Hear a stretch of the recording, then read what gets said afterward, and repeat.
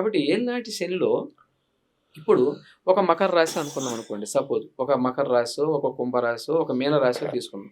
ఈ రాశులకి చతుర్థ స్థానం అనగా కుటుంబ స్థానాల్లో శని ఉన్నాడనుకోండి. అప్పుడేమవుతుందంటే కుటుంబంలో ఏదో ఒక పెద్ద విపత్తు జరుగుతుంది.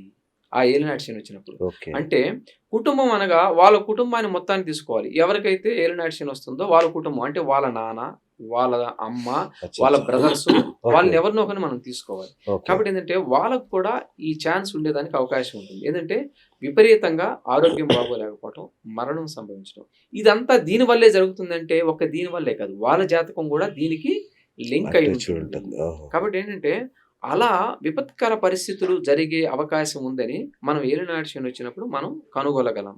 ఓకే. ఓకే. ఏ విధంగా చేస్తే బాగుంటుంది? ఏ విధంగా చూస్తే బాగుంటుంది? ఏ రెమెడీ చేసుకుంటే దీని యొక్క పరిణామాన్ని ఇంత ఎక్కువగా లేకుండా తగ్గించుకోవచ్చు హ్మ్. అనేది మనం చెప్పగలం.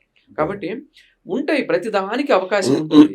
కానీ చూసి చేపించుకోగలగాలి. ఏదైనా సరే ఈ గ్రహాల యొక్క అనుగ్రహం మనకు లేనప్పుడు ఏలినాటి శని ఇలా బాధిస్తున్నప్పుడు దానికి ఏం చేసుకుంటే బాగుంటుందో అది చూపించుకోవటం అనేది చాలా మంచిది.